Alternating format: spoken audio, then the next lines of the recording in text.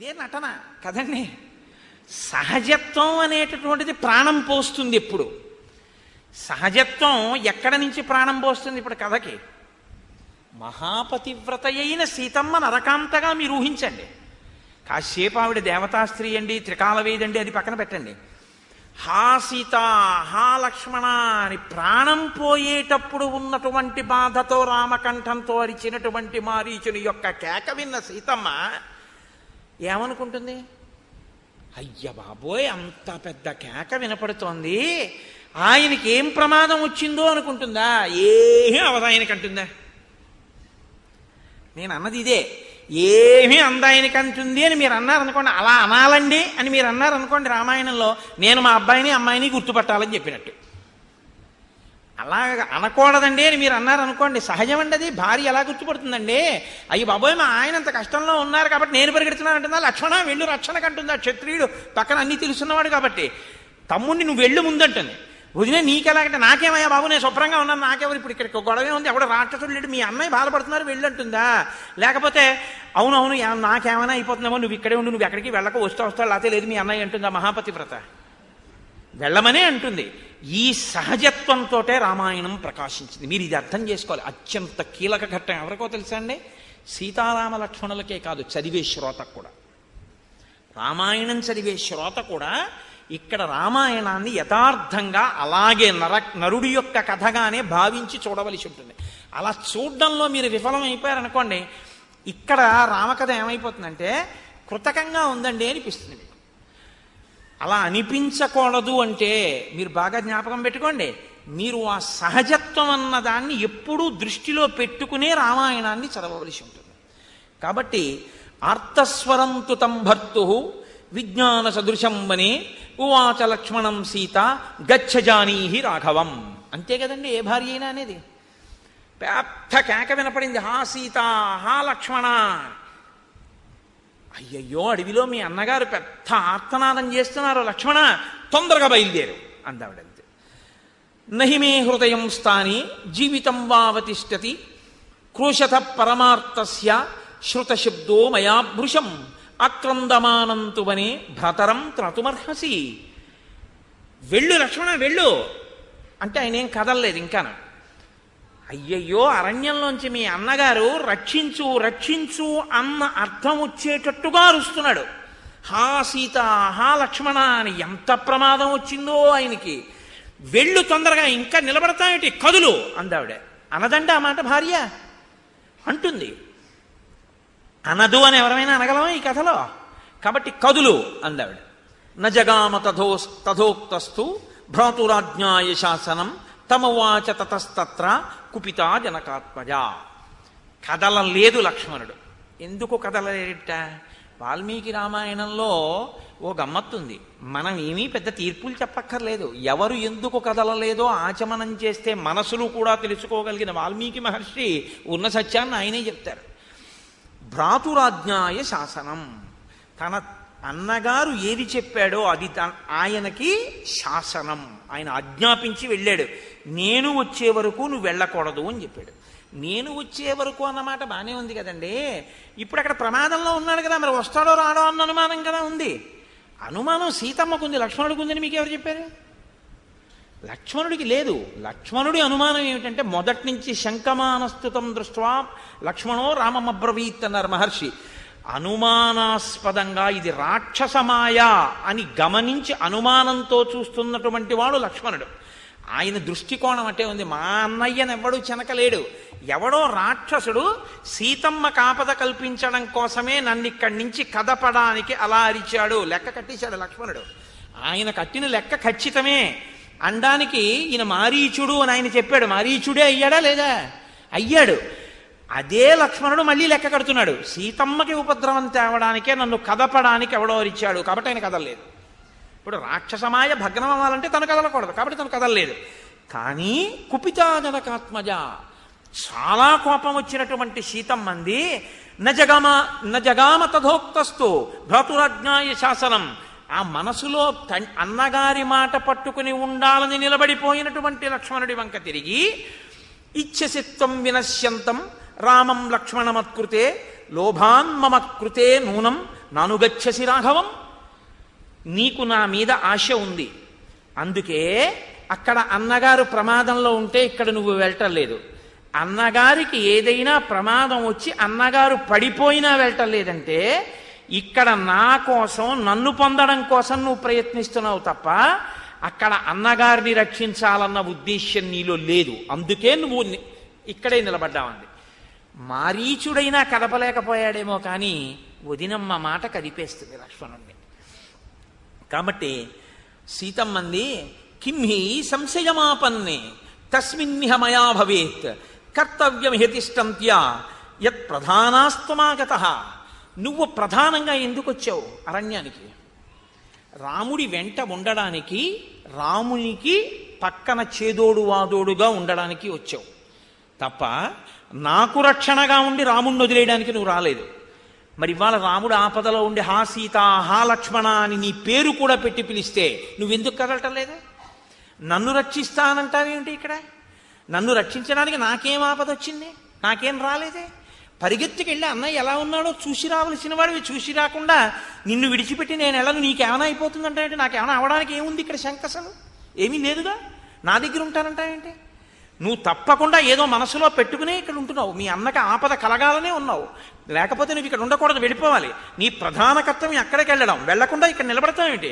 వెళ్ళు వెంటనే అంటే లక్ష్మణుడు రెండు చేతులు జోడించి నమస్కరించి సీతమ్మతో అన్నాడు, అమ్మా దేవి, దేవమనుష్యేషు గంధర్వేషు పతత్రిషు రాక్షసేషు పిశాచేషు కిన్నరేషు మృగేషు చ దానవేషు చ ఘోరేషు నస విద్వేత శోభనే యో రామం ప్రతియుధ్యేత సమరే వాసవోపమం అవధ్య సమరే రామో నైనం త్వం వక్తుమర్హసి నత్వామస్మిన్ వనే హాతుం ఉత్సహే రాఘవం వినా.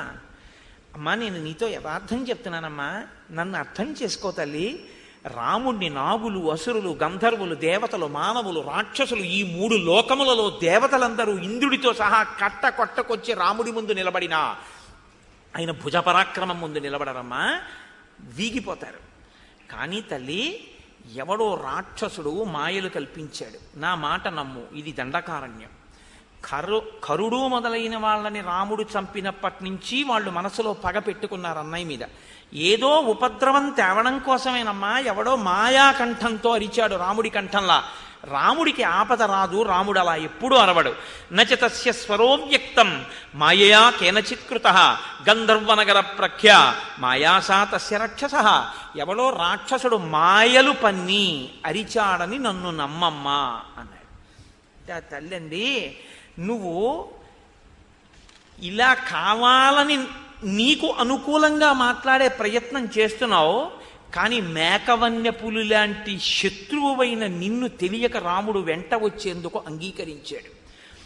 నువ్వెందుకు వచ్చావు అన్నది రెండు కారణాల వల్ల నాకు ఇప్పుడు బలపడుతోంది. ఈ రెండు కారణాల వల్లే నువ్వు వచ్చావు. సుదుష్టస్త్వం వనే రామం ఏకం ఏకోను గచ్చసి మమ హేతోః ప్రతిచ్ఛన్నః ప్రయుక్తో భరతేనవా. ఒకటి, రాముని వెంట వచ్చినట్టు వచ్చి ఒక్కడే ఉన్న రాముడు ఎప్పుడు మట్టు పెట్టబడతాడా అని చూస్తూ, రాముడు మట్టు పెట్టబడిన తరువాత నన్ను పొందాలని రాముడి వెంట వచ్చి ఉండి ఉంటావు. లేకపోతే ప్రయుక్తో భరతేనవా, హాని తలిపి రాముడు అరణ్యవాసానికి వచ్చి 14 ఏళ్లు పూర్తి చేసుకుని వెనక్కి వెళ్ళిపోతాడేమోనని భరతుడు నిన్ను ప్రేరేపించి ఉంటాడు. నువ్వు అన్నయ్య వెనకాతలే రక్షణకి వెళ్ళినట్టుగా వెళ్ళి అన్నయ్య మరణించేటట్టు చూడు అని చెప్పుంటాడు వెనక్కి రాకుండా. అందుకని మీ అన్నయ్య మరణించేటట్టు పన్నాగం ఏదో నువ్వే చేశావు. భరతుని యొక్క కోరిక పేరకైనా వచ్చావు, నా మీద కోరికతోనన్నా వచ్చావు. అందుకే నువ్వు కదలటం లేదు. లక్ష్మణ, మీ అన్నకి జరగరానిది జరిగితే నువ్వు నన్ను పొందవచ్చును అనుకుంటున్నావు. సమక్షం తవ సౌమిత్రే ప్రాణాంస్త్యక్ష్యేన సంశయ రామం వినా క్షణమపి నహి జీవామి భూతలే. నిజంగా రామచంద్రమూర్తికే ఏదైనా జరగకూడని జరిగితే లక్ష్మణ, నీ సమక్షంలోనే నేను ప్రాణాన్ని విడిచిపెట్టేస్తాను తప్ప రాముడు లేకుండా క్షణం కూడా నేను ఈ భూమి మీద బతకను అని తెలుసుకో. ఉపశృణ్వంతు మే సర్వే సాక్షిభూతావనేచరాః న్యాయవాధీ యథా న్యాయం ఉక్తోహం పరుషం త్వయా. లక్ష్మణుడు అంటున్నాడు, అమ్మా నేను త్రికరణ శుద్ధిగా పరమభక్తితో పరమగౌరవంతో మాట్లాడాను. నేను ఎటువంటి వాణ్ణో ఎందుకు వచ్చానో నీకు తెలుసు. కానీ ఇవాళ నువ్వు మాట్లాడినటువంటి మాటలు ములుకులు కలిగినటువంటి బాణములు చెవులలోకి తగిలితే ఎలా ఉంటాయో అంత బాధ కలుగుతోంది. అమ్మా, అంత అనరాని మాటలు ఇవాళ నువ్వు నన్ను అనేశావు. కాబట్టి తల్లి, ఇక నేను ఇక్కడ ఉండను, నేను బయలుదేరి వెళ్ళిపోతున్నాను. నిమిత్తాని హి ఘోరాణి యాని ప్రాదుర్భవంతి మే అపిత్వాం సహరామేణ పశ్యేయం పునరాగతః. నా బాధల్లా ఒకటేనమ్మా వదినమ్మా, మీ ఇద్దరినీ కలిపి సేవించుకుంటున్నాను. నేను వెళ్ళి రాముడితో వచ్చిన తరువాత మీ ఇద్దరినీ కలిపి సేవించడం ఇక నాకు కుదురుతుందా? కలిసి చూస్తానా సీతారాముల్ని? ఇదొక్కటే నా బెంగ తప్ప నాకు ఇంకేం బెంగ లేదమ్మా అంటూ ఆయన అన్నాడు. ఈ వనదేవతలందరూ సాక్షి. రామాజ్ఞని నేను ఇవాళ ఎందుకు ధిక్కరిస్తున్నానో, ఎందుకు రామాజ్ఞని ఉల్లంఘించి వెళ్ళిపోతున్నానో, నేను ఈ మాటలు వదినమ్మ అంది అని రేపు అన్నయ్యకి యామని చెప్పుకోను.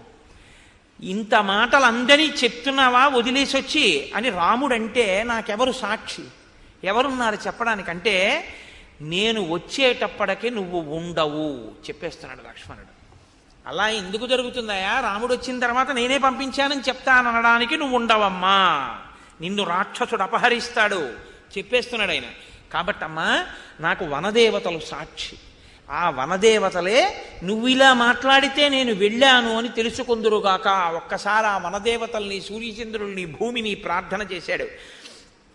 సీతమ్మంది, నువ్వు ఇంకా కదలడం లేదు. గోదావరీం ప్రవేక్ష్యామి వినారామేణ లక్ష్మణ అబంధిష్యే ధమాత్యక్ష్యే విషమే దేహమాత్మనః పిబామ్యహం విషం తీక్ష్ణం ప్రవేక్ష్యామి హుతాశనం నత్వాహం రాఘవాదన్యం పదాపి పురుషం స్పృశే. రాముడు పక్కన లేకపోతే లక్ష్మణ ఏమనుకుంటున్నావో, నువ్వు నన్ను పొందవచ్చును అనుకుంటున్నావేమో. గోదావరిలో దూకి చచ్చిపోతాను, ఉరిపోసుకుని చచ్చిపోతాను, ఎత్తైన పర్వతం నుంచి కిందికి దూకి చచ్చిపోతాను, లేకపోతే తీవ్రమైనటువంటి విషాన్ని తాగి చచ్చిపోతాను, అగ్నిహోత్రంలో ప్రవేశించి చచ్చిపోతాను తప్ప పరపురుషుణ్ణి నా పాదంతో కూడా స్పృశించను అన్న విషయాన్ని నువ్వు తెలుసుకో. ఇది లక్ష్మణమాశ్రుష్య సీతా దుఃఖ సమన్విత పాణిభ్యాం రుతతి దుఃఖాత్ ఉదరం ప్రజఘానః. ఆ తల్లి పరమ దుఃఖంతో లక్ష్మణుడితో ఈ మాటలంటూ రాముడికి ఏదో ఉపద్రవం జరిగిపోయిందనేటటువంటి శోకంతన్ని ఆవహించి ఇంత శోకంలో లక్ష్మణుణ్ణి కూడా శంకించేసి లక్ష్మణుడు కదలలేదన్న బాధతో తన కడుపు మీద 2 చేతులతో గట్టిగా బాదుకుంటూ ఏడుపు మొదలెట్టింది. వెంటనే లక్ష్మణమూర్తి అక్కడి నుంచి బయలుదేరి వెళ్ళిపోతున్నారు. తతస్తు సీతాం అభివాద్య లక్ష్మణః కృతాంజలి కించిదభిప్రణమ్య చ అన్వీక్షమాణో బహుశస్య మైథిలీం జగామ రామస్య సమీపమాత్మవాన్. ఆయన అంజలి ఘటించి సీతమ్మకి నమస్కరించి, అమ్మా నేను వెళుతున్నానమ్మా అని చెప్పి తిరిగి వెళ్ళిపోతూ వెనక్కి తిరిగి సీతమ్మ వంక చూస్తూనే వదినకి ప్రమాదం రాదు కదా అని భయపడుతూ ఆశ్రమ ప్రాంతానికి దూరంగా వెళ్ళలేక రాముడు ఎటు వెళ్ళాడో అటువైపుగా అరణ్యంలోకి వెళ్ళిపోయాడు. ఈ అవకాశం కోసమే కదండి ఎదురు చూస్తున్నాడు. మీరు ఒకటి బాగా జ్ఞాపకం పెట్టుకోవాలి. తొందరపడిపోయి సీతమ్మ అధిక్షేపించేసింది అని తీర్పు చెప్పడం కుదరదు. ఎందుకో తెలుసా అండి? మీరు ఎప్పుడూ ఒకటి జ్ఞాపకం పెట్టుకోండి, అక్కడ జరగవలసినటువంటి అవతార ప్రయోజనం ఒకటి ఇమిడి ఉంది. అవతార ప్రయోజనం ఎలా జరుగుతుంది అన్నది మహర్షి స్పష్టంగా మారీచస్య మహాత్మనః అంటూ సీతమ్మ కదిలిన తరువాతే రావణ సంహారం జరుగుతుంది తప్ప తనని తాను రక్షించుకోగలిగిన తేజస్సు ఉన్నదైనా సీతమ్మ తనని తాను రక్షించుకోదు. ఆమె రావణుని చేత తీసుకుపోబడుతుంది లంకకి అని స్పష్టంగా చెప్పిస్తున్నారు మనకి. ఇక్కడ మీరు ఒక సూక్ష్మాన్ని బాగా పట్టుకోవలసి ఉంటుంది. సీతమ్మ నరకాంత కాదు. మీరు ఆ విషయాన్ని స్పష్టంగా అంగీకరించాలి. ఎందుకు అంగీకరించాలి అంటే అంగీకరించకుండా ఉండడానికి మనకు అవకాశం లేదు. వాల్మీకి మహర్షి స్పష్టంగా చెప్పారు, లంగలా దుద్ధితామయ అని చెప్పారు. ఆమెను భూమిని చీల్చుకుని పైకి లేచినటువంటి తల్లి. కాబట్టి ఆమె అయోనిజ, ఆమె నరకాంత కాదు. ఆమె ఎప్పుడైనా మాట్లాడితే భుంజ్వానాం మానుషాం భోగా అన్నట్టుంది. నేను మనుషులను అనుభవించేటటువంటి సుఖాలు అనుభవించానంటూ ఉంటుంది. మనుషులు అనుభవించే సుఖాలు అనుభవించినట్టు మనిషి అనుభవించే సుఖాన్ని అనుభవించినట్టే. నేను ఏసీలో ఉన్నానండి అంటాను, అంతేకాని మనుషులు అనుభవించే ఏసీ నేను అనుభవించానంటానా? నువ్వు మనిషి కాకపోతే అలా అనాలి. సీతమ్మ నోటి వెంట ఈ మాట తరచూ వస్తుంటుంది. ఇప్పుడు రావణుడితో కూడా చెప్తుంది ఆ మాట ఆవిడ. నేను దశరథ మహారాజు గారి అంతఃపురంలో మనుషులు అనుభవించే భోగాలు అనుభవించానంటుంటుంది. ఆవిడ నరకాంత కాదు. నరకాంత కానిది నరకాంతగానే నిలబడింది. అయోనిజ కానీ నరకాంతగానే ఇవాళ నిలబడింది. రాముడిది ఎంత ధర్మమో సీతమ్మది అంతే ధర్మం. ఇద్దరిది ఆ ధర్మంలో ఇంకా ఎగుడు దిగుడు ఏం ఉండదు. కాబట్టి అందుకే మారీచుడు అన్నాడు, రాముడి కంటపడగానే నేను మరణిస్తా, సీతమ్మ లంకకు వచ్చాక నువ్వు మరణిస్తావు అన్నాడు. ఎందుకంటే సీతమ్మ తనని తాను రక్షించుకోదు కాబట్టి. ఆవిడే చెప్పింది సుందరకాండలో ఈ మాట, నిన్ను నేను చంపడం పెద్ద విషయం కాదు, చంపేస్తాను, కానీ నేను తపస్సు చేస్తున్నాను, రాముడు వచ్చి రక్షించాలి తప్ప నన్ను నేను రక్షించుకోనంది. కాబట్టి ఇప్పుడు సీతాపహరణం జరిగి తీరాలి. సీతాపహరణం జరగడానికి ఉన్న ఏకైక ప్రతిబంధకం లక్ష్మణస్వామి. లక్ష్మణస్వామి కదలడం అన్నది ఎందుకు జరుగుతుంది అన్నది రావణుడు ముందే ఊహించాడు. హా సీత హా లక్ష్మణ అను లక్ష్మణుడు వెడతాడు అన్నాడు. లక్ష్మణుడు తనంత తానన్నా వెడతాడు. లక్ష్మణుడు వెళ్లకుండా ఉండడానికి ప్రతిబంధకం రామాజ్ఞ. రామాజ్ఞని ధిక్కరించైనా వెళ్ళేటట్టుగా ఆ పరిస్థితుల్లో సహజంగా ఏ ఆడదైనా మాట్లాడి తీరవలసిందే. నేను ఇందాక మీకు ఆ మాట అందుకే ఉపమానంతో సహా మనవి చేశాను. అలా మాట్లాడకుండా సీతమ్మ ఏమీ అవదు రాముడికి, నాకు తెలిసి అన్నీ అందనుకోండి, ఖచ్చితంగా ఆమె నరకాంతగా నిలబట్టలేదని గుర్తు. ఒక నరకాంత తన భర్తకి దుర్గమమైన అరణ్యంలో అందున తానే పంపించి జింకని తీసుకురమ్మని పంపిస్తే వెళ్ళినవాడు అంత పెద్ద అరుపు అరిస్తే తన మనసులో ఒక బాధ ఉంటుంది, నేనే పంపించాను ఆయన్ని అన్న బాధ ఒకటి ఉండిపోతుంది.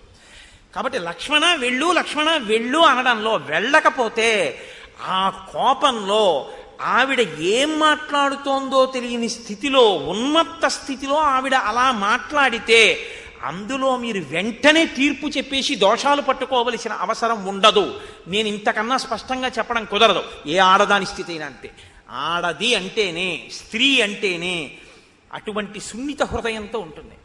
ఏదైనా భరిస్తుందేమో కానీ భర్తకి ప్రమాదం వచ్చిందన్న అనుమానం వచ్చిన తర్వాత ఉన్న ఏకైక ఆసరా కదలకపోతే ఆవిడలో ఉన్నటువంటి సహనం చచ్చిపోయిన తర్వాత ఎంత కఠినమైన మాటలైనా నోటి వెంట వచ్చేస్తాయి. కాబట్టి ఇప్పుడు ఆవిడ మాటలలోని కాఠిన్యం వెనక రాముని యందున్న ప్రేమని మీరు దర్శనం చేయవలసి ఉంటుంది అంతే. అంతకన్నా అందులో మీరు తీర్పు చెప్పడానికి ఏమీ లేదనే నేను అనుకుంటాను. అలా మీరు అనుకున్న నాడు రామకథ నరకథ అని చెప్పి మీరు చెప్పడానికి సాక్ష్యాలన్నీ నశించిపోతాయి. మీరు అలా చదివినప్పుడే, మీరు అలా చూసినప్పుడే రామకథలో ఉండేటటువంటి సౌందర్యాన్ని మీరు అనుభవించగలరు. లేని నాడు ఆ సౌందర్యం నశించిపోయి ఏమైపోతుందంటే అన్నీ ఇందుకు ఇలా జరుగుతాయి అని మీకు అనిపిస్తుంటుంది. ఇప్పుడు ఈ ఘట్టంలో మీరు బాగా గమనించవలసింది ఏమిటంటే, మారీచుడు లక్ష్మణుణ్ణి కదపలేడు, రావణుడు లక్ష్మణుణ్ణి కదపలేడు. ఏది కదపగలిగింది లక్ష్మణుణ్ణి? మాట కదిపేసింది. అప్పటి వరకు రామాజ్ఞని ఉల్లంఘించడం చేత కానటువంటి లక్ష్మణుడు రామాజ్ఞనే ఉల్లంఘించి వెళ్ళిపోయాడు అంటే ఒక మాట కదిపింది. రామాయణమంతా మాట చేత కదలికలే. నేను మీకు తరచు మనవి చేస్తున్నాను. ఒక కైకమ్మ అంత ప్రేమ కలిగింది క్రూరురాలైపోయిందంటే మందరవాక్యానికి క్రూరురాలైపోయింది. రావణుని యందు పుట్టకూడని బుద్ధి పుట్టింది అంటే శూర్పణఖ యొక్క మాటలకి పుట్టింది. మాటలు ఎంత దూరం పెడతాయో, ఒక్క మాట ఇచ్చినందుకు 2 వరాలు ఇస్తున్నాను అని దశరథుడు అన్నందుకు రాముడు అడవికే వెళ్ళిపోవలసి వచ్చింది. 2 వరాలు ఇచ్చినందుకు దశరథుడు శరీరమే త్యాగం చేయవలసి వచ్చింది. మాట అన్నది ఎంత దూరం ఉంటుందో, మాట మనిషికి ఉన్న వరం కాబట్టి ఆ వరాన్ని మనిషి ఎంత జాగ్రత్తగా వాడుకోవలసి ఉంటుందో, మాట ఎన్ని సాధించగలదో నిరూపించి చూపించడం నరుడి జీవితంలో చాలా గొప్ప అంశం. కాబట్టి ఎప్పుడూ కూడా రామాయణంలో అంతర్లీనంగా ఈ విషయాన్ని మీరు గుర్తుపట్టవలసి ఉంటుంది. అందుకే ఇది మీకు తెలిస్తే మీరు తొందరపడి ఏ మాట మాట్లాడలేరు. ఒక్క మాట మీరంటే ఏమో అది ఎంత దూరం వెడుతుందో అని ఆలోచించగలిగిన ప్రజ్ఞ మీకు వస్తుంది తప్ప అస్తమానం